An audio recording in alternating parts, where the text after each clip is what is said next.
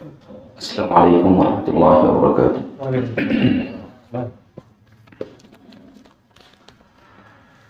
الحمد للہ رب العالمین وبہ نستعین والصلاة والسلام علی رسولہ محمد الامین وعلى آلہ واصحابہ اجمعین وعلى من تبعهم بإحسان إلى يوم الدین، اما بعد۔ قال اللہ تعالی اعوذ باللہ من الشیطان الرجیم قل هذه سبيلي أدعو إلى الله على بصيرة أنا ومن اتبعني وسبحان الله وما أنا من المشركين۔ قال النبي صلى الله عليه وسلم كلكم راع وكلكم مسؤول عن رعيته۔ محترم حاضرین، اللہ رب العالمین کا ہم سب پر خالص فضل اور اس کا احسان عظیم ہے کہ اللہ تبارک و تعالیٰ نے ہمیں ایمان جیسی عظیم نعمت سے نوازا ہے، اور پھر اللہ رب العالمین کا یہ بھی ہم پر فضل ہے کہ اللہ نے ہمیں رسول اکرم صلی اللہ علیہ وسلم کی سچی اور کامل اتباع کا دل عطا فرمایا، جس پر ہم اللہ کا جتنا بھی شکر ادا کریں کم ہے، اور ہمیشہ ہم اللہ سے یہی دعا کرتے رہیں ربنا لا تزغ قلوبنا بعد إذ هديتنا وهب لنا من لدنك رحمة إنك أنت الوهاب۔ کیا ہے ہمارے رب، ہمیں ہدایت دینے کے بعد ہمارے دلوں کو ٹیڑھا نہ کر، یقیناً تو ہی عطا کرنے والا ہے، اور اپنے جانب سے ہمیں رحمت عطا فرما۔ آج کا یہ جو خصوصی خطاب ہے، جس میں ذمہ دار اور احساس ذمہ داری اس عنوان سے انشاءاللہ آپ کے سامنے کچھ باتیں بیان کی جائیں گی۔ دعا ہے کہ اللہ تبارک و تعالی ہم تمام لوگوں کو حق کہنے، حق سننے اور اس کے مطابق عمل کرنے والا بنا، باطل کو باطل سمجھنے والا، اس کو باطل کہنے والا اور اس سے بچنے والا بنا، آمین رب العالمین۔ اور یہی دعا حضرت عمر فاروق رضی اللہ عنہ اکثر کیا کرتے تھے، اللہم ارنا الحق حقا وارزقنا اتباعہ وارنا الباطل باطلا وارزقنا اجتنابہ۔ یہ جو عربی میں الفاظ پڑھے جاتے ہیں اسی کا اردو ترجمہ آپ کے سامنے پیش کیا گیا۔ اور پھر جب کچھ نصیحتیں کی جاتی ہیں تو اس سلسلے میں ہمیں اس بات کا خیال رکھنا ہے کہ نصیحت کرنے والا ہمارا خیر خواہ ہے۔ ہم اپنے ذہن میں سب سے پہلے اسی بات کو ذہن نشین رکھیں، اس بات کو یاد رکھیں کہ نصیحت جو بھی کی جاتی ہے کتاب اللہ اور سنت رسول اللہ کی روشنی میں، تو نصیحت کرنے والا ہمارا خیر خواہ ہے۔ اور اگر ہماری کسی خامی پر، ہماری کسی برائی پر ہم کو کوئی نصیحت نہیں کرتا، جانتے بوجھتے ہم کو اسی حالت میں چھوڑ دیتا ہے، تو مطلب یہ کہ وہ ہمارا خیر خواہ نہیں ہے۔ رسول اکرم صلی اللہ علیہ وسلم اسی نصیحت کا ذکر کرتے ہوئے، اسی کی ایک مثال بیان کرتے ہوئے آپ صلی اللہ علیہ وسلم نے فرمایا کہ میری اور تم لوگوں کی مثال ایسے ہے جیسے ایک شخص نے آگ جلائی، جیسے ایک شخص نے آگ جلائی اور آگ کے اطراف جو کیڑے اور پتنگے ہوتے ہیں، چھوٹے چھوٹے جو حشرات الارض جن کو کہا جاتا ہے، وہ آ رہے ہیں اور آگ میں کود رہے ہیں، لیکن وہ انسان ان لوگوں کو روک رہا ہے، لیکن وہ لوگ اس پر غالب آ رہے ہیں اور اس آگ کے اندر داخل ہو رہے ہیں۔ تو میری مثال بھی تم لوگوں کے بارے میں ایسی ہی ہے کہ میں تم کو جہنم کے قریب جانے سے تمہاری پیٹوں کو پکڑ پکڑ کے میں تم کو کھینچ رہا ہوں، لیکن تم لوگ مجھ پر غالب آ رہے ہو اور جہنم کے اندر داخل ہو رہے ہو۔ یہ بہت ہی پیاری مثال آپ صلی اللہ علیہ وسلم نے بیان فرمائی۔ اس حدیث میں نبی کریم صلی اللہ علیہ وسلم نے اپنی ذمہ داری کے بارے میں اور اس ذمہ داری کو کیسے ادا کیا جا رہا ہے اس کو آپ صلی اللہ علیہ وسلم نے بیان فرمایا۔ تو لہذا یاد رکھ لیں، جو ہم کو نصیحت کرتے ہیں تو یہ نصیحت کرنے والے ہمارے خیر خواہ ہیں، اور ہم ایمان والے اور عقیدے توحید والے، کتاب اللہ اور سنت رسول اللہ کے مطابق عمل کرنے والے سب آپس میں ایک دوسرے کے بھائی بھائی ہیں۔ مثل المؤمنین، جیسے کہ آپ صلی اللہ علیہ وسلم نے فرمایا کہ ایمان والوں کی مثال آپس میں ایک دوسرے کے لیے کالجدار یشد بعضہ بعضا، ایک دیوار کے جیسی ہے جس کا ایک حصہ دوسرے حصے کو مضبوط کرتا ہے۔ تو لہذا ہمیں ہمیشہ جو ہمارے نصیحت کرنے والے لوگ ہیں ان کا شکر گزار ہونا چاہیے اور ان کی نصیحتوں کو قبول کرنا چاہیے۔ ذمہ داری اور احساس ذمہ داری، یعنی کہ ذمہ دار اور احساس ذمہ داری، اس بارے میں ہم کچھ کہنے اور سننے سے پہلے اپنے دل کو خالص کریں، کیونکہ جب ہم اپنے دل میں کچھ لغزشیں، کچھ خلش یا نفرت وغیرہ باقی رکھتے ہیں تو پھر ہم کسی بھی آیت کو یا کسی بھی حدیث کو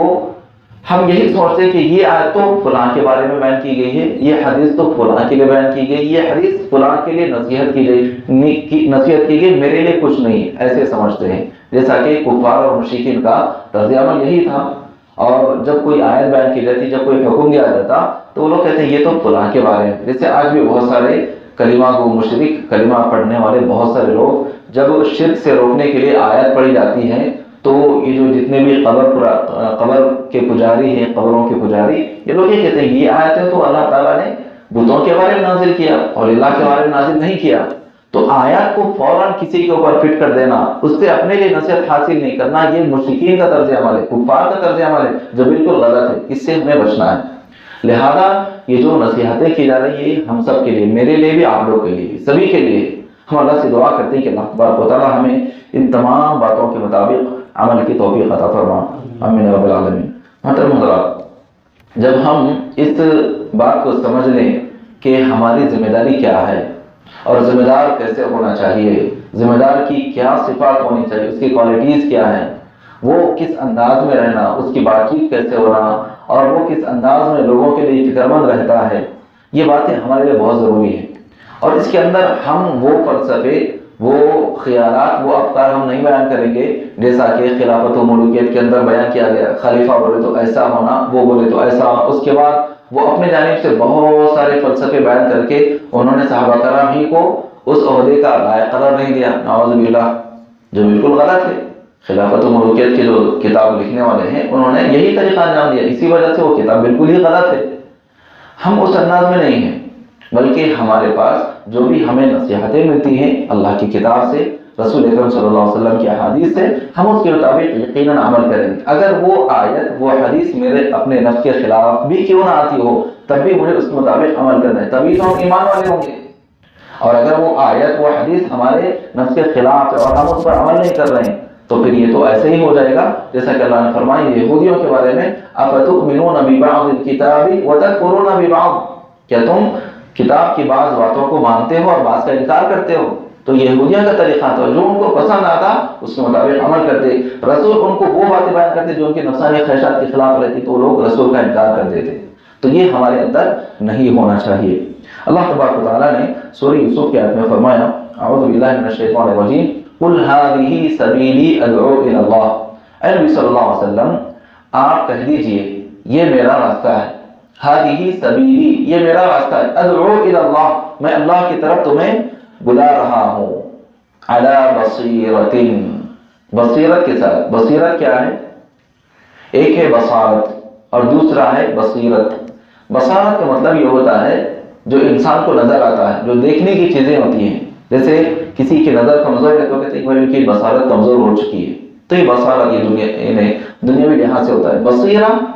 دین کے بارے میں صحیح سمجھ، قرآن کی آیات، رسول اکرم صلی اللہ علیہ وسلم کی احادیث کو صحیح سمجھنا، فہم سلف کے مطابق سمجھنا، صحابہ کے طریقے کے مطابق سمجھنا اور اس کے مطابق عمل کرنا، تو اس کو بصیرت کہا جاتا ہے۔ جو اللہ نے نازل کیا، جو رسول اکرم صلی اللہ علیہ وسلم نے بیان فرمایا، اس کو صحابہ کے طریقے کے مطابق سمجھنا، یہ ہے بصیرت۔ اللہ تبارک و تعالیٰ نے یہی فرمایا، علی بصیرت انا ومن اتبعنی، اور فرما دیجئے اللہ رب العالمین نے اس میں نبی کریم صلی اللہ علیہ وسلم کے بارے میں فرمایا کہ آپ کہہ دیجئے کہ میں بھی بصیرت پر ہوں اور وہ لوگ بھی جو میری پیروی کرتے ہیں، انا ومن اتبعنی، اور وہ لوگ بھی جو میری پیروی کرتے ہیں۔ تو معلوم ہوا کہ ہم میں سے ہر ایمان والے شخص کو اسلام کے بارے میں، ایمان کے بارے میں، ہمارے دین کے بارے میں ہمیں پوری بصیرت پر ہونا چاہیے، بالکل سمجھداری پر۔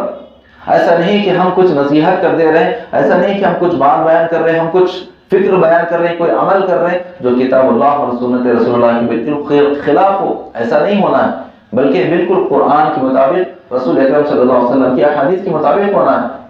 اللہ رب العالمین نے آگے فرمایا، نبی کریم صلی اللہ علیہ وسلم کو آپ کی ذمہ داری کا احساس دلاتے ہوئے اللہ نے فرمایا کہ وَأَنذِرْ عَشِيرَتَكَ الْأَقْرَبِينَ، اے نبی آپ اپنے قریبی رشتہ داروں کو ڈرائیے،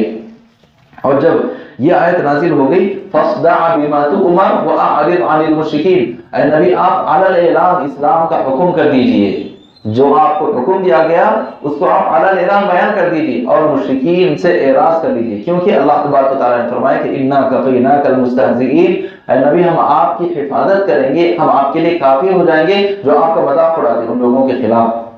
جب یہ آیت نازل ہو گئی اور اللہ رب العالمین نے ابتدائی کے اندر رسول اکرم صلی اللہ علیہ وسلم پر یہ آیت نازل فرمائی دی تھی انا سنلقی علیک قولا ثقیلا، اے نبی ہم آپ پر یقیناً ایک بہت بھاری اور بہت ہی وزنی کلام آپ پر نازل کرنے والے ہیں۔ جب یہ آیت نازل ہوئی تو رسول اکرم صلی اللہ علیہ وسلم کانپ اٹھے، آپ پریشان ہو گئے۔ آپ کی یہ پریشانی کس بنیاد پر تھی،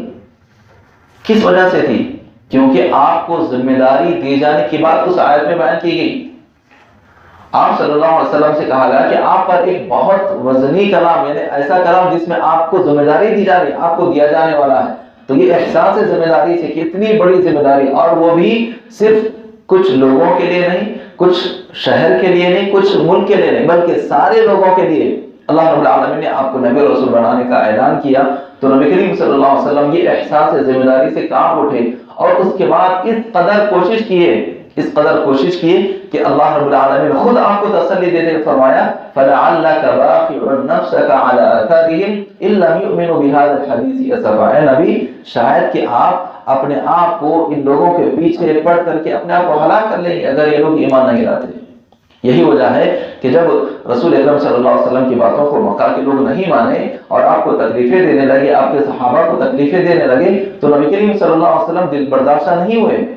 غمگین نہیں ہوئے، اور آپ صلی اللہ علیہ وسلم بلکہ وہاں سے طائف تشریف لے گئے، طائف کے لوگوں کو اسلام کی باتیں سمجھائی، اور وہاں کے لوگ بھی، اور پھر وہاں پر بھی غور کیجیے وہ لوگ بھی ایمان نہیں لائے، اور الٹا انہوں نے آپ صلی اللہ علیہ وسلم پر پتھر برسائے اور آپ کو لہولہان کر دیا، آپ بے ہوش ہو گئے۔ جب آپ کو ہوش آیا تو پہاڑوں کا جو فرشتہ تھا وہ آ کر کے کہنے لگا اللہ نے مجھے حکم دیا ہے کہ آپ اگر چاہیں، اگر آپ کہیں تو وہاں یہ پہاڑ والوں کو جو طائف والے ہیں ان کو دونوں پہاڑوں کے درمیان رکھ کے پیس دو میں۔ نبی کریم صلی اللہ علیہ وسلم نے کیا فرمایا؟ خوش ہو گئے؟ ہاں بھائی مجھے تکلیف دی، چلو ان کو ختم کر دو، ملیامیٹ کر دو، نصف نابود کر دو۔ نہیں، آپ صلی اللہ علیہ وسلم ساری دنیا کے لیے چونکہ رحمت بنا کر کے بھیجے گئے تھے، آپ نے فرمایا کہ نہیں، اگر یہ لوگ ایمان نہیں لاتے ہیں تو مجھے یقیناً امید ہے اللہ کی ذات سے کہ ان کی جو نسل ہوگی یہ یقیناً ایمان لے آئیں گے۔ اور آپ دیکھ لیجئے اس کے چند ہی سالوں کے بعد طائف کے سارے لوگ مسلمان ہو گئے، اور طائف تو دور کی بات ہے، اس کے دور دور علاقوں تک اسلام پھیل گیا۔ تو یہ رسول اکرم صلی اللہ علیہ وسلم احساس ذمہ داری میں اس قدر پریشان رہتے کہ اللہ نے آپ کو تسلی دی،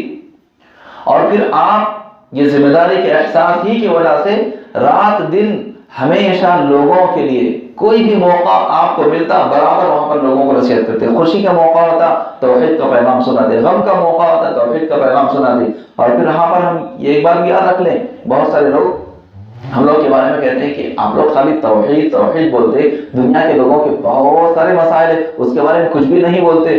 ایسے کہتے ہیں۔ یاد رکھ لیجئے یقیناً نبی کریم صلی اللہ علیہ وسلم کا جو طریقہ تھا ہم اس کے مطابق توحید کے بارے میں بھی کہتے ہیں اور اعمال کے بارے میں بھی ہم کہتے ہیں، اخلاق کے بارے میں بھی ہم کہتے ہیں۔ کیوں؟ کیونکہ آپ صلی اللہ علیہ وسلم صحابہ کرام کی جو تربیت کیا کرتے وہ عقیدہ توحید کے ساتھ ساتھ ان کے اخلاق کے بارے میں بھی۔ اسی لیے آپ دیکھیں کہ صحابہ کرام میں سے کسی کے اندر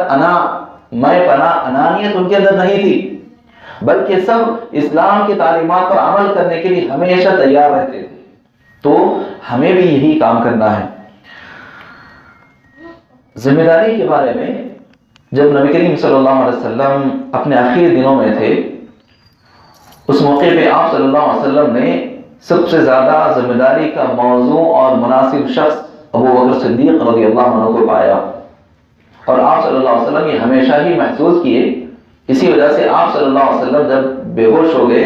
اور ہوش میں آئے تو اس موقع پہ آپ صلی اللہ علیہ وسلم نے کہا تھا کہ مروا ابا بکر ان یصلی بالناس، ابو بکر رضی اللہ عنہ کو کہو، حکم دو کہ وہ لوگوں کی امامت کرے، لوگوں کو نماز پڑھائے۔ اور آپ کو معلوم ہے کہ جب آپ صلی اللہ علیہ وسلم بیمار ہو گئے تھے تقریباً 8 دن تک، تو ان دنوں میں جب آپ ہوش میں تھے تو آپ امامت کر رہے تھے، لیکن جب آپ بے ہوش ہوتے اور مسجد میں نہیں آ پاتے تو اس موقع پر جو نمازیں پڑھائے ہیں وہ ابو بکر صدیق رضی اللہ عنہ ہیں۔ اور یہ امامت کا حکم دیے جانے سے پہلے عائشہ صدیقہ رضی اللہ عنہا جب یہ حدیث سنی، نبی نے فرمایا کہ ابو بکر کو حکم دو کہ وہ لوگوں کو نماز پڑھائے، تو عائشہ صدیقہ رضی اللہ عنہا جو میرے اور آپ کے تمام ایمان والوں کی ماں ہیں، ابو بکر صدیق رضی اللہ عنہ کی بیٹی ہیں، وہ فرماتی ہیں کہ آپ ابو بکر میرے والد کے علاوہ کسی اور کو حکم دیں۔ کیوں فرما رہی تھی عائشہ رضی اللہ عنہا؟ کیونکہ ذمہ داری دیے جانے کے بعد لوگ طرح طرح کی باتیں بیان کریں گے، تو وہ باتوں سے بچانے کے لیے حضرت عائشہ صدیقہ رضی اللہ عنہ نے فرمایا کہ اللہ کے رسول آپ کسی اور کو حکم دیجیے، لیکن نبی کریم صلی اللہ علیہ وسلم نے فرمایا کہ نہیں، ابو بکر ہی کو حکم دو۔ اور پھر ایک ایسی بھی تاریخی روایت بیان کی گئی، جیسا کہ جو کتاب التوحید شیخ الاسلام محمد بن عبد الوہاب رحمۃ اللہ علیہ کی کتاب ہے کتاب التوحید، اس کی شرح عربی میں ہے تیسیر العزیز الحمید، جو محمد بن عبد الوہاب رحمۃ اللہ علیہ کے پوتے ہیں سلیمان التمیمی رحمۃ اللہ علیہ، انہوں نے کی ہے عربی میں۔ اس کے اندر انہوں نے ایک بات یہ نقل کی ہے کہ جب ابو بکر رضی اللہ عنہ کو نماز پڑھانے کا حکم دیا گیا اور ایک موقع پر وہ کسی وجہ سے نماز نہیں پڑھا سکے بلکہ کوئی اور صحابی نماز پڑھائے، تو وہاں پر نبی کریم صلی اللہ علیہ وسلم غصے میں آ گئے۔ کیوں؟ کہ جن کو ذمہ داری دی جا رہی ہے اور وہ ذمہ داری کو قبول کرنے سے پیچھے ہٹ رہے ہیں اور ان کو ذمہ داری لینے سے روکا جا رہا ہے، تو پھر آپ صلی اللہ علیہ وسلم غصے میں آ گئے، غضبناک ہو گئے۔ تو کیا معلوم ہوا؟ ذمہ داری بہت بڑی چیز ہے، ذمہ داری بہت بڑی چیز ہے، اور اسی ذمہ داری کے احساس ہی کی وجہ سے نبی کریم صلی اللہ علیہ وسلم ہمیشہ پریشان رہا کرتے تھے۔ اور پھر آپ دیکھ لیں جب نبی کریم صلی اللہ علیہ وسلم کی وفات ہو گئی اور آپ کے بعد ابو بکر رضی اللہ عنہ خلیفہ مقرر ہو گئے، تو اس کے بعد سب سے پہلے جو خطبہ دیا ابو بکر صدیق رضی اللہ عنہ نے، وہ کیا خطبہ تھا کہ جب تک میں تم کو کتاب اللہ اور سنت رسول اللہ کے مطابق حکم دوں تو میری تابعداری کرنا، اس میں میرا ساتھ دینا،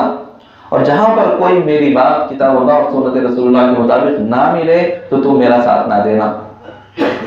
یہ ذمہ داری کا احساس ہے، اسی لیے فرما دیا اور کہا کہ اگر میری کوئی بات قرآن اور حدیث کے خلاف ہے تو تم میرا ہاتھ تھام لینا، پکڑ لینا، مجھے اس میں آگے بڑھنے نہ دینا۔ اسی لیے آپ دیکھ لیں ابو بکر صدیق رضی اللہ عنہ بارہا اپنی ذمہ داری کا احساس رکھ کر کے لوگوں کے بارے میں برابر کتاب اللہ اور سنت رسول اللہ کے مطابق عمل کیا کرتے تھے۔ اور پھر جب آخر دنوں میں یہ ساری باتیں واقعات کی روشنی میں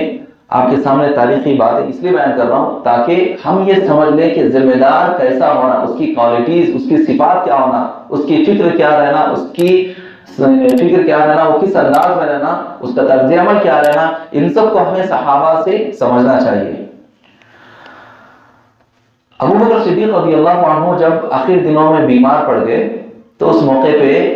صحابہ سے مشورہ کرنے لگے کہ ان کے بعد کس کو خلیفہ بنایا جائے، اور اس میں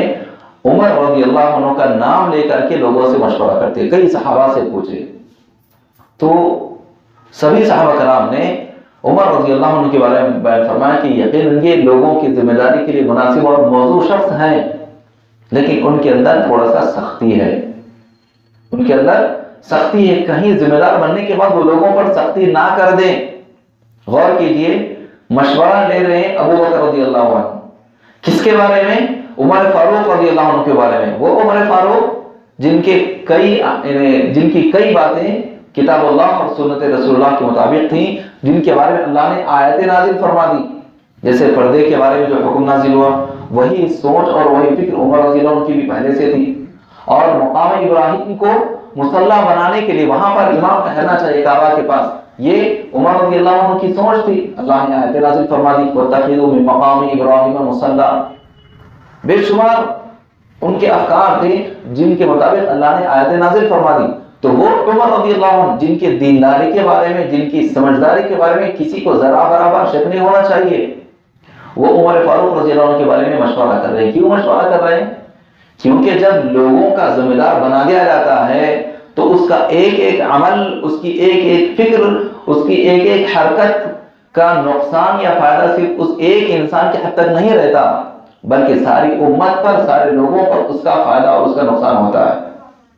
اسی لیے ابو بکر رضی اللہ عنہ لوگوں سے مشورہ لیا، اور پھر اس کے بعد سبھی نے جب کہہ دیا تو پھر کہا عمر رضی اللہ عنہ کے بارے میں، ابو بکر رضی اللہ عنہ نے، کہ جب ان کو ذمہ دار بنا دیا جائے گا تو وہ یقیناً لوگوں کے لیے مناسب ہو جائیں گے۔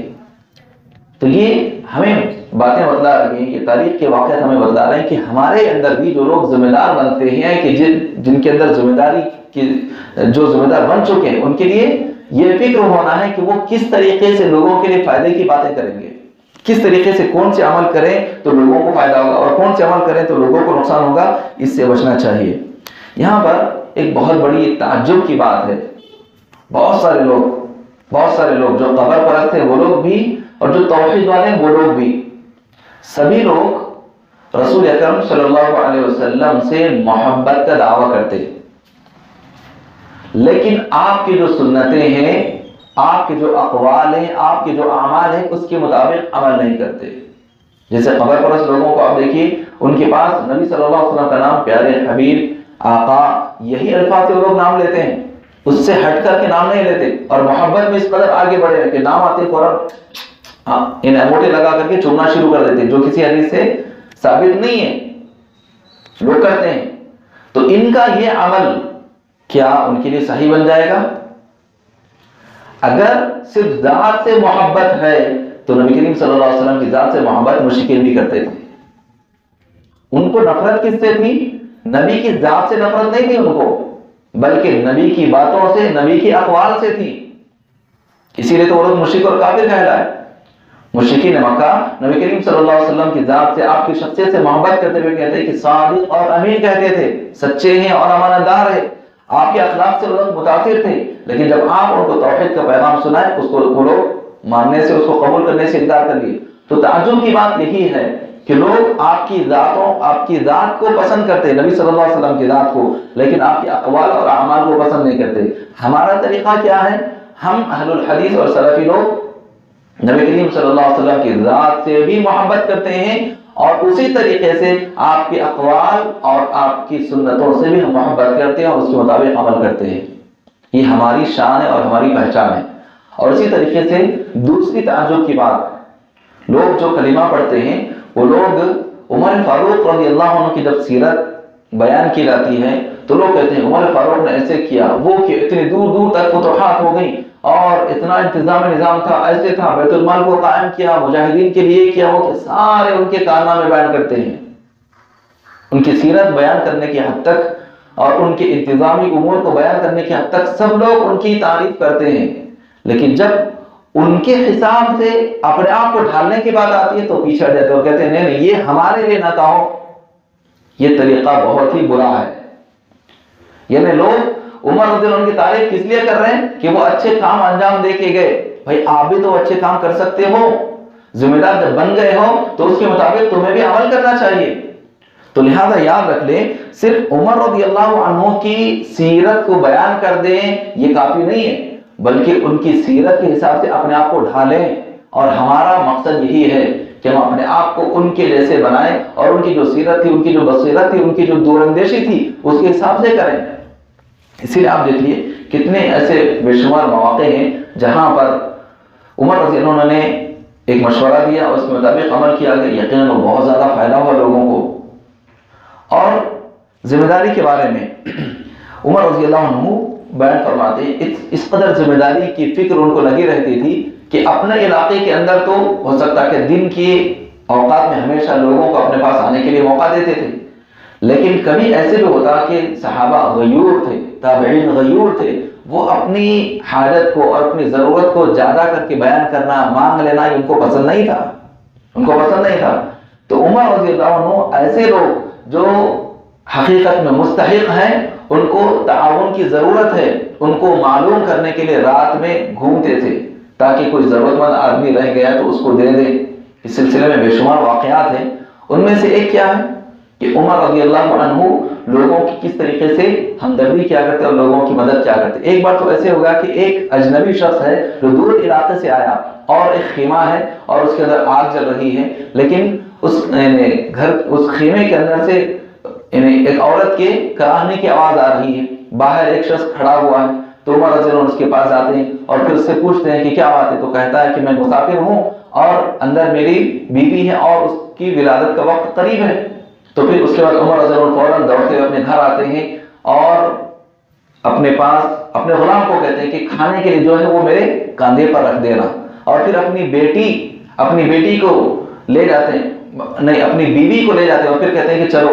اللہ نے تمہارے لیے خدمت کا موقع بنا دیا ہے، اور وہاں سے لے کر کے اپنی بیوی کو اس خیمے کے اندر چھوڑ دیتے ہیں اور کہتے ہیں کہ اس کی ولادت کے اندر تم اس کا تعاون کرنا، اور باہر رہ کر کے جو کھانا وغیرہ لے کے آتے یا کہ کھانے کے جو سامان لے کے اس سے کھانا وغیرہ بناتے ہیں، سب کچھ ہو جانے کے بعد وہاں سے چلے جاتے ہیں۔ جب وہ شخص صبح میں آتا ہے اور وہ ان کے ان تمام کاموں کو دیکھ کر کے کہتا ہے کہ ذمہ دار تو تم جیسا شخص ہونا چاہیے، وہ عمر کا ایسا شخص ہے جو خاموش اپنے جگہ پر رہتا ہے۔ عمر رضی اللہ عنہ کو اس نے دیکھا نہیں تھا، اور اس کو یہ معلوم نہیں تھا کہ یہ اس کی خدمت کرنے والے، یہ مدد کرنے والے خود عمر رضی اللہ عنہ، اس کو معلوم نہیں تھا۔ تو اس نے کہا کہ عمر تو جو ہے خلیفہ نہیں بلکہ تم جیسے شخص کو خلیفہ ہونا چاہیے۔ تو عمر رضی اللہ عنہ اس وقت فرماتے ہیں کہ تم کل صبح تمہاری جو بھی حاجات ہے وہ لے کر کے وہی خلافت میں آ جانا، وہاں پر تم کو تمہاری مدد کر دی جائے گی۔ جب صبح میں وہ شخص آتا ہے تو جب دیکھتا ہے تو حیران رہ جاتا ہے۔ تو یہ عمر رضی اللہ عنہ کس قدر لوگوں کے لیے فکر مند رہتے۔ وہی عمر رضی اللہ عنہ فرماتے ہیں کہ جن کے خلافت میں دور دور تک اسلام پھیل گیا تھا، عراق کے علاقے میں بھی اگر کوئی بکری ظلمن مر جائے، ذمہ داری کا احساس دیکھیے ذمہ دار کے اندر کیسے ہونا چاہیے، ذمہ داری کا احساس۔ ہم کیا سمجھتے ہیں کہ بھائی میں یہ علاقے کا ذمہ دار ہوں، میرا علاقہ یہاں سے یہاں تک ہے، اسی کے اندر میں کچھ کروں گا نہیں کروں گا ایک الگ بات ہے۔ عمر رضی اللہ عنہ کی سوچ دیکھیے، ان کی فکر دیکھیے، احساس ذمہ داری کس قدر تھی ان کے اندر۔ وہ کہتے ہیں کہ اگر عراق کے علاقے میں بھی اگر کوئی بکری ظلمن مر جائے، اس کا مالک اس کے اوپر ظلم کیا وہ مر گئی، تو اللہ کے پاس کل قیامت کے دن اس کے بارے میں مجھ سے پوچھا جائے گا۔ یہ احساس ذمہ داری ہے، یہ احساس ذمہ داری ہے۔ اور اسی وجہ سے عمر رضی اللہ عنہ اپنے آخر ایام میں جب ان کو نماز کی حالت میں ان پر حملہ کیا گیا تو اپنی شہادت سے پہلے عمر رضی اللہ عنہ لوگوں کو کہہ دیتے، 6 لوگوں کے نام مقرر کرتے ہیں، اور جو 6 لوگ کون تھے، وہ جو عشرہ مبشرہ میں سے تھے، جو بقیت حیات تھے، ان کے بارے میں کہہ دیا کہ ان میں سے کسی ایک کو 2 دن کے اندر خلیفہ منتخب کر لینا، لیکن یاد رکھو میرے بیٹے کو کوئی ذمہ داری نہیں دینا۔ ہم کیا چاہتے ہیں، بھائی میں ہوں میرے بھائی کی ذمہ دار بنا دینا، بھائی میں ہوں میرے والد کی ذمہ دار بنا، بھائی میں ہوں میرے بھائی کی ذمہ دار بنا، میرے چاہنے والے کو، یہ ہم چاہتے ہیں۔ لیکن ذمہ داری کس قدر خطرناک ہوتی ہے، اس کی اہمیت کیا ہوتی ہے، اس کا خیال عمر رضی اللہ عنہ سے بڑھ کے کوئی اور نہیں سمجھ سکتا۔ اسی لیے عمر رضی اللہ عنہ نے فرمایا کہ میرے بیٹے عبداللہ کو، عبداللہ کون ہے جن سے ہم جو احادیث پڑھتے ہیں، علی بن عمر رضی اللہ عنہما، عبداللہ بن عمر رضی اللہ عنہما، بہت ساری احادیث ان سے حدیث کی کتابوں میں مروی ہیں، جو علم والے تھے، بہت زیادہ مسائل جانتے تھے، اور کم عمر ہونے کے باوجود بڑے بڑے صحابہ کرام سے زیادہ علم ان کو تھا۔ لیکن ان کے بارے میں خود عمر رضی اللہ عنہ کیا فرماتے ہیں کہ دیکھو خلیفہ تم اپنے میں سے کسی کو بنا لینا، لیکن میرے بیٹے کو کوئی ذمہ داری نہیں دینا۔ ہاں اگر کچھ ذمہ داری دینا چاہتے ہیں تو صرف ان سے مشورہ لو، ان سے مشورہ لو۔ کیوں؟ مشورہ دینے کے بعد جو صاحب اقتدار ہوتا ہے، جو ذمہ دار ہوتا ہے، اس کی ذمہ داری بنتی ہے کہ اس کے مطابق عمل کرنا ہے یا نہیں کرنا ہے۔ ذمہ داری دینے سے روک دی اپنے بیٹے کو، تو یہ احساس ذمہ داری ہوتی ہے۔ تو لہذا ہمیں بھی یہی فکر اور اس طریقے کی سوچ ہمارے اندر آنا چاہیے۔ یہاں پر بہت ساری باتیں ہیں جو نصیحت کے لیے ہمیں کرنی ہیں، ان میں سے ذمہ داری کا احساس کیسے ہوتا ہے اور ذمہ دار کیسے ہونا، اس کے بارے میں دیکھ لیجئے۔ سعید بن عامر رضی اللہ عنہ، سعید بن عامر رضی اللہ عنہ ایسے صحابی ہیں کہ یہ مکہ کے رہنے والے تھے، لیکن یہ بعد میں مسلمان ہوئے، ابتدا میں مسلمان نہیں ہوئے تھے، بعد میں مسلمان ہوئے۔ عمر رضی اللہ عنہ کے زمانے میں ان کو حمص کا جو علاقہ ہے، ملک شام کے جو علاقے، ان میں سے ایک علاقہ حمص ہے، وہاں کے یہ گورنر منتخب کیے گئے عمر رضی اللہ عنہ کی جانب سے۔ ایک بار ایسے ہوا کہ عمر رضی اللہ عنہ کے پاس وہاں کے لوگ عمر رضی اللہ عنہ کے پاس آئے، تو عمر رضی اللہ عنہ نے ان سے کہا کہ تم اپنے شہر کے جو غریب لوگ ہیں ان لوگوں کے نام لکھ کر کے دو۔ اس واقعے کو ذرا غور سے سنیں اور اس سے جو نصیحت ہے اس پر غور کریں۔ ذمہ دار کیسے ہوتا ہے اور ذمہ داری کو لوگ کس طریقے سے انجام دیے، اس کے باوجود بھی لوگوں کا طرز عمل ان کے بارے میں کیا تھا، یہ واقعہ ہمیں بتلاتا ہے۔ تو عمر رضی اللہ عنہ حمص کے لوگوں سے کہتے ہیں کہ تم اپنے علاقے کے جو غریب لوگ ہیں ان لوگوں کے نام لکھ کر کے دو۔ انہوں نے نام لکھ کر کے دیے، اور کیجیے یہ نام کون لکھ کر کے دے رہے ہیں، وہ علاقے کے غریب لوگ، کوئی ذمہ دار نہیں، کوئی اور نہیں، بلکہ وہاں کے غریب لوگ، وہاں کی پبلک، وہاں کی عوام یہ نام لکھ کر کے دے رہی ہے۔ اور ان ناموں میں سب سے پہلا نام سعید بن عامر تھا۔ غریب لوگوں میں سب سے پہلا نام سعید بن عامر، عمر رضی اللہ عنہ نام پڑھے، اس کے بعد ان کے ذہن میں ایک خیال بھی نہیں آیا کہ یہ سعید بن عامر کون ہے. تو پوچھا من سعید بن عامر، یہ سعید بن عامر کون ہے؟ ہو سکتا ہے کوئی اور سعید ہو، حالانکہ وہ علاقے کی گورنر ہے وہ، اور غریبوں میں سب سے پہلا نام سعید بن عامر رضی اللہ عنہ کا. تو پوچھتے ہیں کہ یہ سعید بن عامر کون ہے؟ تو لوگوں نے کہا کہ ہمارے امیر، ہمارے گورنر سعید بن عامر رضی اللہ عنہ. تو کہنے لگے تمہارے گورنر ہے اور غریبوں میں سب سے پہلا نام ان کا ہے. تو اندازہ لگائیے کہ ان کو عہدہ لینے کے لیے وہ لوگ تیار نہیں تھے، اور جب ان کو ذمہ دار بنا کے بھیجا گیا تو اس وقت سعید بن عامر رضی اللہ عنہ یہ کہنے لگے کہ اے امیر المؤمنین، یہ مجھ سے نہیں ہو سکتا، میں اس ذمہ داری کو اٹھا نہیں سکتا. صحابہ میں آپ دیکھ لیں کتنے لائق تھے، ہر ایک کو ذمہ دار بنایا جا سکتا تھا، لیکن صحابہ ذمہ داری لینے سے پیچھے ہٹتے تھے. کیوں؟ اگر کچھ بھی بھول چک ہو گئی تو پھر اللہ کے پاس پوچھ ہوگی. یہ ان کی فکر تھی. ہماری فکر کیا ہے؟ ہم بیٹھے رہتے، بھائی میرے کو بناؤ، میرے کو بولو، ہم یہ فکر ہے. تو یہ ہماری فکر بہت ہی خراب ہے، صحیح نہیں ہے، اس سے بچنا ہے. تو سعید بن عامر رضی اللہ عنہ کا نام وہاں کے غریبوں میں سب سے پہلا نام تھا. تو عمر رضی اللہ عنہ کیا کیے؟ رونے لگے اور پھر کہا کہ گورنر ہے اور ان کے پاس یہ حال ہے. غور فرمائیے کہ گورنر مطلب کیا ہے؟ بیت المال، زکوٰۃ کا سارا پیسہ ان کے پاس آتا تھا، اور ان کے لیے باضابطہ عمر رضی اللہ عنہ نے پہلے سے مقرر کر دیا تھا کہ یہ جو ذمہ دار ہے تو ان کو حکومت کی جانب سے یہ پیسے دیے جائیں گے. ان کے لیے مراعات رکھی گئی تھی، مجاہدین کے لیے جس طریقے سے رکھا گیا ان کے لیے بھی رکھے گئے، لیکن اس کے باوجود سب سے غریب ناموں میں ان کا نام تھا. تو پھر عمر رضی اللہ عنہ نے کیا کیا؟ کچھ درہم وغیرہ رکھ کر کے لوگوں کو کہا کہ یہ لے جا کر کے ان کو دے دینا. جب ان کو دیا گیا تو وہ پریشان ہو گئے اور کہنے لگے ارے یہ پھر سے میرے پاس پیسے آ گئے. انا للہ و انا الیہ راجعون پڑھا انہوں نے. ان کی بیوی سن لی، سن کر کے کہنے لگی کیا خبر ہے، کیا مصیبت ہے؟ اور انا للہ و انا الیہ راجعون پڑھے تو ہم لوگ کیا سمجھتے ہیں؟ کسی کا انتقال ہو گیا تو ہی پڑھنا، ایسے سمجھتے ہیں. تو ایسا نہیں ہے، بلکہ کوئی بھی ایسی خبر جو ہم نہیں سننا چاہتے وہ ہم کو پہنچ جائے، انہیں تکلیف دینے والی بات کوئی بھی پہنچ جائے تو انا للہ پڑھنا ہے. تو ان کی بیوی یہ سن کر کے آگے اور کہنے لگی کہ کیا ہے، کیا بات ہے؟ تو کہنے لگا کہ میرے پاس یہ پیسے پھر سے آ گئے، پھر میں دنیا کے کاموں میں مشغول ہو جاؤں گا. تو ان کی بیوی نے کہا کہ آپ پریشان مت ہو، غریبوں میں تقسیم کر دو. 1000 دینار جو آئے تھے وہ سارے کے سارے پھر غریبوں میں تقسیم کر دیے. یہ تھے سعید بن عامر رضی اللہ عنہ. ان کے بارے میں آتا ہے کہ جب بیت المقدس تو اس موقع پہ عمر رضی اللہ عنہ اس علاقے سے بھی گزرے، حمص کے علاقے سے. تو وہاں پر لوگوں سے ملاقات کی. اس سے کیا بات معلوم ہوتی ہے کہ جو ذمہ دار ہوتا ہے وہ صرف آرڈر دے کے بیٹھ جانا نہیں ہے، بلکہ وہاں کے لوگوں سے ملاقات بھی کرنا، وہاں کے لوگوں سے پوچھنا بھی کہ ہاں بھائی کیا مسائل ہیں. وہاں کے لوگوں سے ملاقات کر کے عمر رضی اللہ عنہ نے پوچھا کہ تمہارے جو گورنر ہیں وہ کیسے ہیں، کیا ہے ان کی کیفیات کیا ہیں؟ تو لوگ شروع میں کہنے لگے بہت بہترین ہے، تعریف وغیرہ کیے، لیکن اس کے بعد کہنے لگے کہ ہمیں ان سے 4 شکایتیں ہیں. سعید بن عامر رضی اللہ عنہ کے بارے میں لوگوں نے پہلے تعریف کی، پھر کہا کہ ان کے بارے میں ہم کو 4 شکایتیں ہیں. پہلی شکایت یہ کی ہے کہ روزانہ فجر کی نماز پڑھا کر کے اپنے گھر میں جاتے ہیں تو پھر صبح 9-10 بجے تک باہر نہیں آتے. دوسری شکایت یہ کی کہ روزانہ شام میں اپنے گھر چلے جاتے عشاء کی نماز پڑھا کے تو پھر باہر نہیں آتے، کوئی بھی آدمی ان سے ملاقات کے لیے جائے کسی سے ملاقات نہیں کرتے. ایک اور شکایت، تیسری شکایت یہ کی کہ ہفتے میں 2 یا 3 مرتبہ ایسے ہوتا ہے کہ صبح میں اپنے گھر چلے گئے تو عصر مغرب سے پہلے باہر نہیں آتے. ذمہ دار ہے تو ان کو ہمیشہ ہمارے ساتھ رہنا. ایک اور شکایت کی، اور اس شکایت کا تعلق ہمارے خطاب سے ہے.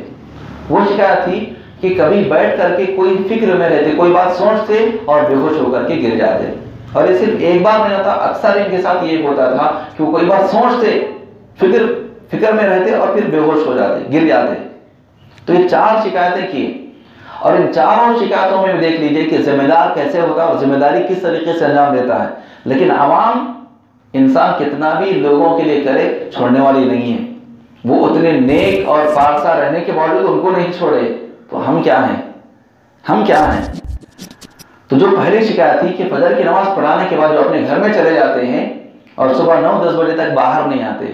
اس کا جواب جب عمر رضی اللہ عنہ نے ان سے پوچھا تو پھر کہا کہ دیکھیے یہ میرے اور اللہ کے درمیان کی بات تھی، لیکن جب آپ نے پوچھا ہے اور مجھ پر اعتراض آیا تو میں اس کا جواب دے رہا ہوں. اس سے ایک بات یہ بھی معلوم ہوئی کہ اگر ہم پر کوئی اعتراض ہوتا ہے تو ہم اس کے بارے میں کھل کر کے کہنا چاہیے کہ ہاں بھائی یہ ایسا بیان کرنا اس کا سبب یہ ہے، اس وجہ سے یہ کام ہوا۔ تو سعید بن عامر رضی اللہ عنہ نے کہا کہ میرے پاس کوئی بھی خادم نوکر وغیرہ نہیں ہے، جو بھی خادم وغیرہ رہتے ہیں غلام وغیرہ دوسروں کے لیے، میں اپنے لیے کچھ بھی نوکر وغیرہ نہیں رکھا اپنے گھر کے کام کاج وغیرہ کے لیے۔ تو اس موقع پہ فجر کی نماز پڑھانے کے بعد میں اپنے گھر جا کر کے سارے کام میں خود کرتا ہوں، میرے بچوں کو نہلانا، میرے بچوں کو کھلانا، ان کی جو بھی تعلیم اور تربیت کی، یہ سارے کام میں کرتا ہوں، اور اپنی بیوی کو جو مجاہدین جہاد میں جا چکے ہیں اور ان کے گھروں میں ان کی خواتین کو کسی خادمہ کی ضرورت ہے، باندھی کی ضرورت ہے، ان کی خدمت کرنے کے لیے میں اپنی بیوی کو بھیج دیتا ہوں، میری بیوی جا کر کے ان کی خدمت کر کے واپس آتی ہے، اس کے بعد میں لوگوں کے پاس آتا ہوں۔ کیا کوئی غلط کام تھا؟ اور غور کیجئے، گورنر اپنی بیوی کو لوگوں کی خدمت کے لیے بھیج رہے ہیں، کتنی فکر ہے، کتنی فکر ہے لوگوں کی۔ پھر دوسری جو شکایت تھی وہ یہ ہے کہ عشاء کے بعد چلے گئے گھر میں تو پھر کسی سے ملاقات نہیں کرتے۔ تو اس موقع پہ سعید بن عامر رضی اللہ عنہ نے فرمایا اس کی وجہ یہ ہے کہ میں دن بھر لوگوں کے پاس ہی رہتا ہوں، لوگوں کے مسائل سلجھانے میں، ان کے مسائل حل کرنے میں، اسی میں میرا وقت نکل جاتا ہے، اور اللہ رب العالمین کی عبادت کے لیے میں نے رات کا وقت رکھا ہے، تہجد وغیرہ ہمیں پڑھنا ہے، عبادت وغیرہ کرنا ہے، آرام بھی کرنا ہے، تو میں رات کا وقت اللہ کے لیے رکھا ہوں، دن کا وقت لوگوں کے لیے۔ تو یہ جواب سن کر کے بھی لوگ خاموش ہو گئے۔ جو تیسرا اعتراض تھا کہ ہفتے میں 2 یا 3 مرتبہ صبح سے لے کر شام تک، یعنی مغرب سے پہلے تک گھر سے باہر ہی نہیں آتے، فجر پڑھا کے گھر کو چلے گئے تو اتنی دیر تک باہر ہی نہیں آتے، دن بھر گھر میں ہی رہتے، ذمہ دار ہے تو ہمیشہ ہمارے ساتھ رہنا، ہر روز رہنا۔ تو اس موقع پہ سعید بن عامر رضی اللہ عنہ نے فرمایا کہ میرے پاس کوئی خادم وغیرہ نہیں ہے، اور میں جو یہ لباس پہنے ہوا ہوں، جو کپڑوں کا جوڑا میں پہنے ہوا ہوں، یہی ایک جوڑا میرا ہے، اس دن میں وہ جوڑا دھو کر کے ڈال دیتا ہوں سوکھنے کے لیے، اور جب وہ سوکھ جاتا ہے، سوکھنے کے انتظار میں رہتا ہوں، جب وہ سوکھ جاتا ہے تو اس کے بعد میں اس کو پہن کر کے لوگوں کے پاس آتا ہوں۔ غور کیجئے کیسے نیک اور جلیل قدر تھے کہ گورنر ہیں سارے خزانے وہ علاقے کے، اور وہ بھی کون سا علاقہ؟ بالکل سرسبز اور شاداب زرخیز علاقہ، بہت زیادہ برکت اللہ نے وہ علاقے میں رکھی تھی۔ ملک شام کے جو علاقے ہیں اللہ نے اس کا ذکر قرآن میں کیا، الذی بارکنا حولہ، اللہ نے فرمایا، اور سورہ انبیاء میں اس کا ذکر موجود ہے۔ وہ برکت والے علاقے، زرخیز علاقے، وہ علاقوں کے گورنر سارے خزانے وہاں کے ان کے پاس ہوتے تھے، لیکن وہ اپنے لیے دنیا کی چیزوں کو نہیں لیے، بلکہ قناعت کی زندگی وہ گزارا کرتے تھے۔ تو وہ کہنے لگے کہ بس یہ ایک لباس ہے جو میں پہنتا بھی ہوں، اس کو دھو کر کے سوکھنے ڈال دیتا ہوں، جب وہ سوکھ جائے تو اس کے بعد میں اس کو پہن کر کے لوگوں کے پاس آتا ہوں۔ کیا ان میں سے کوئی بھی ایسی شکایت تھی کہ جس کی وجہ سے لوگ اعتراض کر سکتے تھے؟ نہیں کر سکتے تھے، لیکن لوگوں نے جب اعتراض کیا تو سعید بن عامر رضی اللہ عنہ نے ان کے بارے میں بیان کر دیا کہ یہ اس کے اسباب تھے۔ جو چوتھی شکایت تھی کہ ہمارے گورنر ایسے ہیں کہ کبھی ایک فکر میں رہتے، کوئی بات سوچتے اور گہری فکر میں جاتے اور بے ہوش ہو کر کے گر جاتے۔ یہ ہمارے اس خطاب سے تعلق رکھنے والی شکایت ہے۔ 3 شکایتیں کیوں بیان کیا؟ تاکہ ہمیں معلوم ہو جائے کہ ذمہ دار کیسے ہوتا ہے، ذمہ داری کا احساس اس کے اندر کیا ہونا، یہ بیان کرنے کے لیے۔ جو چوتھی شکایت تھی اس کا سبب جب پوچھا گیا تو سعید بن عامر رضی اللہ عنہ نے فرمایا کہ مکہ میں ایک شخص پر ظلماً اس کو شہید کیا گیا، وہ تھے خبیب بن عدی رضی اللہ عنہ، ان کو ظلماً شہید کیا گیا، اور جب ان کو شہید کیا جا رہا تھا تو دشمنوں نے اعلان کر دیا تھا کہ آج ہم خبیب کو سولی پر لٹکانے والے ہیں، سب لوگ آ کر کے دیکھ لو کہ جو ہمارے خاندان کے لوگوں کو تکلیف دیتا، ان کو قتل کرتا، ہم اس کو کیسے سزا دیتے ہیں۔ چونکہ خبیب بن عدی رضی اللہ عنہ جنگ بدر میں مشرکین کے 2 لوگوں کو جو ایک ہی خاندان کے تھے قتل کیا تھا اپنے ہاتھوں سے، تو اس کا بدلہ لینے کے لیے وہ خاندان کے لوگ ان کو سولی پر لٹکا دیے، اور سولی پر لٹکانے سے پہلے لوگوں میں اعلان کر دیے کہ سب کے ساتھ ہم ان کا جو منظر کرنے والے سب کے سامنے آ جائے۔ تو لوگ جمع تھے، مجمع تھا، وہ مجمع کے اندر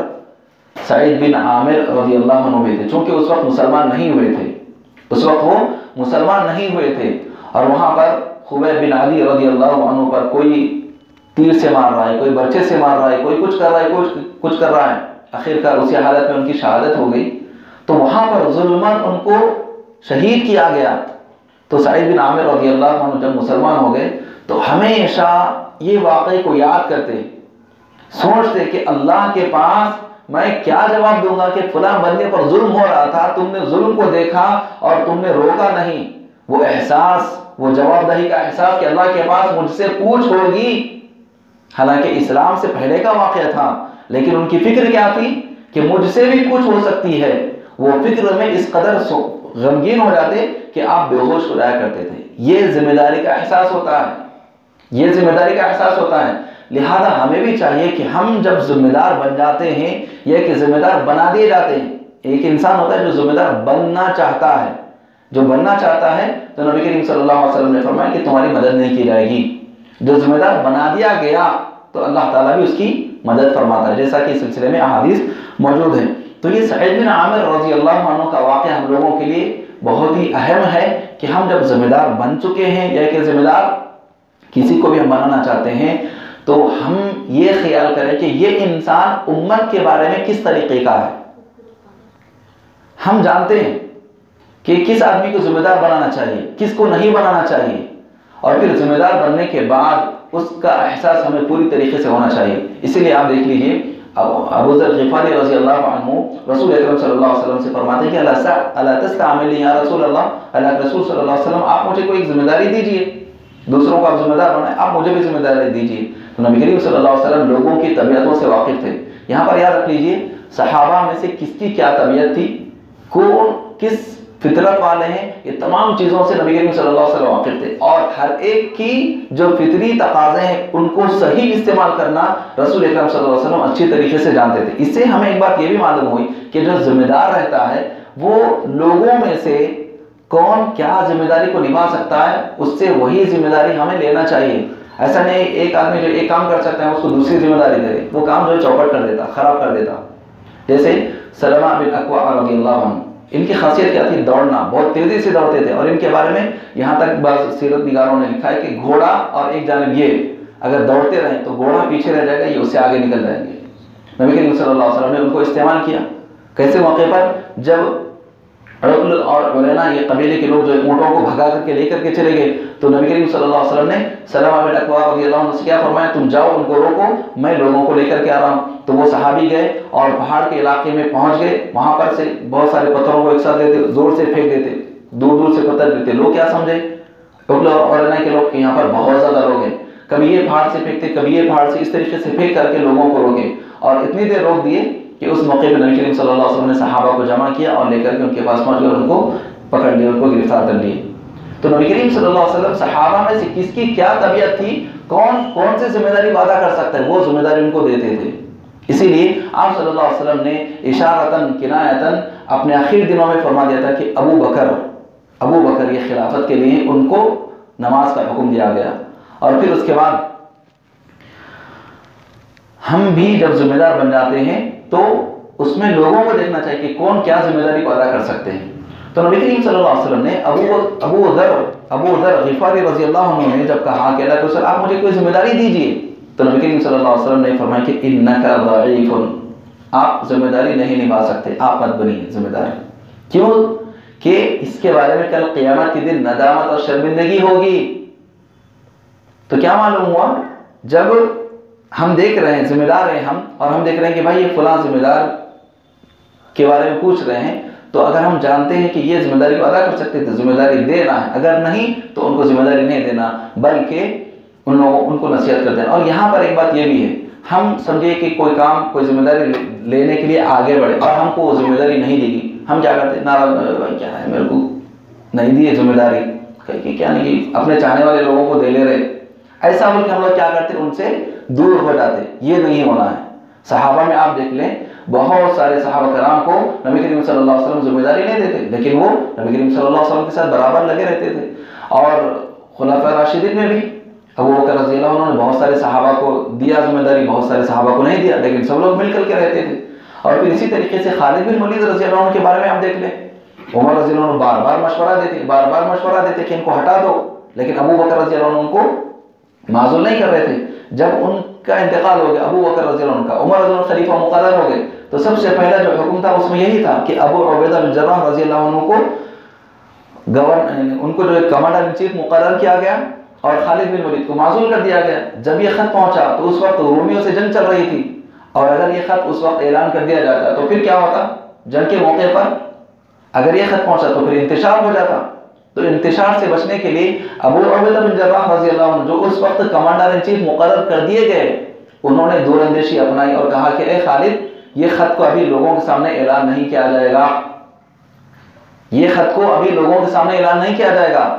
اور پھر کل کی جو ہم جنگ لڑنے والے ہیں یہ ایسے ہی لڑنا ہے جیسے ہم پہلے سے لڑ رہے تھے، اور یہ جنگ پوری ختم ہونے تک اے خالد تم ہی ذمہ دار ہو۔ یہ تھا صحابہ کرام کا طرز عمل۔ اور پھر اس کے بعد دوسرے دن جب جنگ کی شروعات ہوئی تو اس موقع پہ خالد بن ولید بالکل ویسے ہی لڑے جیسے پہلے لڑا کرتے تھے۔ اب وہ خبر آنے کے بعد کیا ہوتا، جیسے ہم میں سے کوئی اگر انسان ہوتا تو کیا کرتے، ارے بھائی میرے کو ہٹا دے، کیا یہ معنی ختم دیکھ رہے نا، کر لیں گے اس کے بعد پھر ہٹ جائیں گے، ختم۔ ہم کیا کرتے، اس طریقے سے کرتے، لیکن وہاں پر ان کے چہرے پر اور ان کے طرز عمل سے کوئی ایسی حرکت نہیں ہوئی کہ جس سے لوگوں کو پتا چلے کہ ہاں کچھ ہوا ہے اندر، نہیں، بالکل ویسے ہی متحد رہ کر کے، ایک جہت رہ کر کے انہوں نے پلاننگ کی اور ترتیب سے جنگ لڑے۔ اور اس دن الحمدللہ تیسرے دن، وہ 2 دن پہلے ہو چکے تھے، یہ خبر آئی تو تیسرے دن جو تھا وہ دن مغرب سے پہلے جنگ جیت گئے۔ اور وہ بھی جنگ کتنے لوگوں سے، کیسے لوگوں سے؟ 2,40,000 کے قریب دشمن تھے اور مسلمان صرف 40,000 تھے، مسلمان صرف 40,000 اور وہ لوگ 2,40,000، 2 لاکھ بڑھ کے، لیکن ان سے جنگ جیتے۔ یہ ہمت اور بہادری کے ساتھ جب ختم ہو گیا تو پھر جنگ ختم ہونے کے بعد ابو عبیدہ بن جراح رضی اللہ عنہ وہ خط کا اعلان کرتے ہیں۔ تو اس موقع پہ خالد بن ولید رضی اللہ عنہ کیا کرتے ہیں، آ کر کے صف میں کھڑے ہو جاتے ہیں، پھر کہتے ہیں کہ میں اب آزاد ہوں، میں پہلے لوگوں کی فکر کر کے، لوگوں کی فکر میں پوری طریقے سے کھل کر کے دشمنوں سے لڑ نہیں سکتا تھا، اب میں کھلا ہوں، آزاد ہوں، میں جیسے چاہے دشمنوں کو مار سکتا ہوں، دشمنوں سے میں نمٹ سکتا ہوں، میں جہاد کر سکتا ہوں۔ یہ سوچ کر کے وہ صف میں آ کر کے کھڑے ہو جاتے ہیں۔ اور اس موقع پہ غور کیجیے، اگر خالد بن ولید رضی اللہ عنہ چاہتے تو کتنے لوگ تھے جو یقیناً پوری ان کی طرفداری کرنے والے تھے، بغاوت کر سکتے تھے، لیکن بغاوت کا جذبہ، احتجاج کا جذبہ نہیں، ان کو ہٹاؤ، ان کو یہ کرو، ان کو بٹھاؤ، ان کو چھٹاؤ، یہ طریقہ صحابہ میں نہیں تھا اور یہ منہج سلف میں نہیں ہے، یاد رکھ لیجیے آپ۔ لوگ کیا کرتے، بغاوت، ارے انہیں کرو، بغاوت کرو، بغاوت کرو، بولو بولو بولو، ایسا نہیں ہے، بلکہ ہمارے پاس ایک طریقہ ہے، وہ طریقے کے مطابق ہی ہم عمل کرنے والے ہیں۔ تو خالد بن ولید رضی اللہ عنہ اگر بغاوت کر دیتے تو ساری فوج جو تھی وہ پورا ان کا ساتھ دینے کے لیے تیار تھی، لیکن وہ اللہ کے لیے ذمہ داری کو لیے تھے، اللہ کے لیے ذمہ داری کو ادا کرتے تھے، اس لیے وہ کہتے ہیں کہ میں اب مسلمانوں کی جمعیت کا ایک فرد ہوں، لہذا میں اسی کے مطابق لوگوں پر احکامات کروں گا۔ تو یہ تھے خالد بن ولید رضی اللہ عنہ۔ اور پھر اس کے بعد آگے بڑھ کر کے آپ دیکھ لیں، جب ہم ذمہ دار بن جاتے ہیں تو ذمہ دار بننے کے بعد جو پہلے سے کام آ کر کے رک گئے، ہم اس کو آگے بڑھانا ہے۔ ایسا نہیں ہے کہ کام وہاں پر تھا وہیں رک گئے یا اس سے پیچھے چلے جائے، ایسا نہیں ہونا ہے۔ اسی لیے آپ دیکھ لیجئے نبی کریم صلی اللہ علیہ وسلم کے زمانے میں اسلام کہاں تک پہنچا تھا؟ ابو بکر رضی اللہ عنہ جو فتنے آئے ان کو ختم کیے، اسلامی فتوحات کو اور آگے بڑھائے۔ ابو بکر رضی اللہ عنہ کا جو خلافت کا دور تھا وہ تقریباً 3 سال کچھ مہینے کچھ دن تھا۔ ان 3 سالوں میں جس قدر ہو سکتا تھا انہوں نے اسلام کی ترویج کی، اسلام کو پھیلایا، اور کچھ علاقے اور اسلام کے اندر آ گئے۔ ابو بکر رضی اللہ عنہ کے انتقال کے بعد عمر رضی اللہ عنہ خلیفہ ہوئے، تو کیا عمر رضی اللہ عنہ خاموش ہو گئے، بھائی چلو پہلے ہم اس کو صحیح کر لیں گے اس کے بعد پھر دوسری طرف دیکھیں گے؟ کیا ایسے کیے؟ نہیں، بلکہ ان کے زمانے میں تقریباً 10 سے 12 سال کے درمیان کا وقت تھا ان کی خلافت کا، تو اس دوران اسلامی فتوحات بہت دور دور تک چلے گئیں، اور پھر اسلامی فتوحات دور دور تک جانے کے بعد اس کو ایسے درہم برہم نہیں چھوڑ دیے، بلکہ باضابطہ اس کا ایک نظم مقرر کیے، اس کی ذمہ دار لوگ مقرر کیے، اور سب لوگ برابر اپنی ذمہ داری کو ادا کرتے۔ کسی علاقے میں ایسے ہوتا کہ وہاں پر غیر مسلم زیادہ رہتے اور وہ مسلمانوں کی ماتحتی اختیار کرنا چاہتے، تو پھر جب وہ علاقہ چھوڑ کر کے مسلمان جانے لگتے تو ان لوگوں کو کہہ دیتے کہ دیکھو اب ہم یہاں سے جا رہے ہیں، اب تم خود اپنی ذمہ داری، اپنے جان کی حفاظت تم خود کر لینا، اس طریقے سے۔ تو عمر رضی اللہ عنہ کے زمانے میں اسلامی فتوحات اور آگے بڑھائی گئی، اور پھر اس کے بعد کیا ہوا، عثمان رضی اللہ عنہ خلیفہ ہوئے، ان کے زمانے میں آپ دیکھ لیجئے کیا عمر رضی اللہ عنہ کی فتوحات تک ہی عثمان رضی اللہ عنہ اپنی فتوحات کو روک دیے؟ نہیں، اس کے آگے اور بڑھائے، علی رضی اللہ عنہ کے زمانے میں، اور اس طریقے سے جتنے علاقے تھے جہاں جہاں تک ہو سکتا تھا، جو خلیفہ بعد میں آتے گئے سب لوگ ان علاقوں میں اور اضافہ کرتے گئے اور اپنے علاقوں کو مضبوط کرتے گئے۔ تو اس سے ہمیں یہ بات معلوم ہوتی ہے کہ جب ہم ذمہ داری لیے ہیں تو ہم اپنے جو کام ہوتے ہیں، اپنے جو مقاصد ہوتے ہیں، اس کو پیچھے نہ لیں بلکہ اس کو اور آگے بڑھائیں، کتاب و سنت کی تعلیمات کو آگے بڑھانے میں۔ اور پھر ذمہ داری کے اندر کچھ اہم باتیں آخر میں، اب تو ذمہ داری کے بارے میں باتیں بیان کر دی گئی۔ ذمہ داری کے اندر ایک اور اہم چیز ہوتی ہے جو وہ یہ ہے کہ مشورہ۔ ذمہ داری کے اندر مشورے کی بات آتی ہے تو ہم لوگوں کے پاس اکثر جو ہم دیکھ رہے ہیں، اور الحمدللہ ذالک فضل اللہ، یہ اللہ کا فضل ہے کہ اللہ تعالیٰ نے دو طریقے کے لوگوں کو دیکھنے کا بھی مجھے موقع دیا، یعنی مساجد کے ذمہ داران کو بھی ہم دیکھ رہے ہیں اور دنیاوی حساب سے جو لوگ ہیں ان لوگوں کو بھی ہم دیکھ رہے ہیں۔ دونوں کے پاس سے ہم جو جس طریقے سے دیکھتے ہیں، دونوں مقامات پر غلطی ہم پاتے ہیں، اور یہ بات ہمیں بولنے میں کوئی عار اور شرمندگی محسوس نہیں کرتے۔ جو دنیاوی حساب سے ہیں، جیسے مدارس کے ہیں، اسکولز کے ہیں، کالجز کے، ایسے جو ذمہ دار وغیرہ ہیں، ان کا ایک الگ طرز عمل ہوتا ہے، اور مساجد کے جو ذمہ دار ہوتے ہیں، صدر، متولی، سیکریٹری، ایسے جو بھی ہوتے ہیں، ان لوگوں کا ایک الگ طرز عمل ہوتا ہے۔ لیکن کہیں نہ کہیں مشورے کے بارے میں دونوں بھی غلط ہیں۔ مشورے کے بارے میں اللہ رب العالمین نے ایمان والوں کی شان یہ بیان فرمائی، وَأَمْرُهُمْ شُورَىٰ بَيْنَهُمْ، ایمان والوں کا معاملہ آپس میں مشورے سے ہوتا ہے۔ اللہ رب العالمین نے مشورے کی اہمیت کو واضح کرتے ہوئے نبی کو حکم دیا۔ نبی اپنی جانب سے کوئی فیصلہ نہیں لیتے تھے، وَمَا يَنطِقُ عَنِ الْهَوَىٰ إِنْ هُوَ إِلَّا وَحْيٌ يُوحَىٰ، اللہ نے آپ کو وحی کے ذریعے سے آگاہ کیا تھا، لیکن اللہ نے آپ کو کیا مشورہ دیا؟ اللہ نے آپ کو حکم دیا وَشَاوِرْهُمْ فِي الْأَمْرِ، سورہ آل عمران کی آیت ہے۔ اللہ نے کہا کہ اے نبی آپ صحابہ سے مشورہ لو۔ مشورہ لینے کا حکم کیوں دیا گیا؟ کیونکہ اس سے لوگوں کو جوڑنا ہوتا ہے، لوگوں کو جوڑنا ہوتا ہے، یہ ایک مقصد ہوتا ہے، اور دوسرا مقصد یہ ہوتا ہے کہ مشورے کے اندر بہت ساری بھلائیاں بھی کھل کر کے آتی ہیں، اور جو نقصانات ہونے والے ہوتے ہیں اس سے ہم بچ جاتے ہیں۔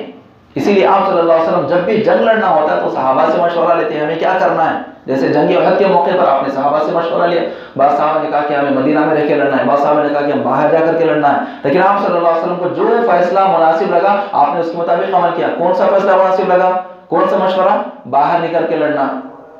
تو یہاں پہ ایک اور بات ہم کو اس واقعے سے معلوم ہوئی کہ جب ہم کو کوئی مشورہ دیا جاتا ہے ہم اپنی ذمہ داری ادا کر دیے۔ کمیٹی کے جو ذمہ دار ہوتے ہیں اس میں یاد رکھ لیجئے کہ وہ مشورہ دیں گے، ٹھیک ہے، لیکن جو ذمہ دار ہوتا ہے ان کی یہ ذمہ داری بنتی ہے کہ یہ مشورے میں سے کون سے مشورے پر عمل کرنے سے لوگوں کو فائدہ ہوگا، یہ دیکھنا۔